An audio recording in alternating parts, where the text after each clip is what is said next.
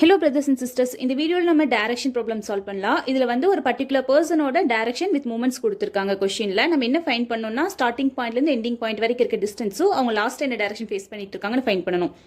நம்ம வந்து இந்த क्वेश्चन வந்து ஒவ்வொரு பாயிண்ட் எக்ஸ்பிளைன் பண்றதுக்கு பதிலா இதுக்கான ரோட் மேப் போடுறப்போ அதோட ஒவ்வொரு பாயிண்ட்டை நம்ம பாத்துக்கலாம்.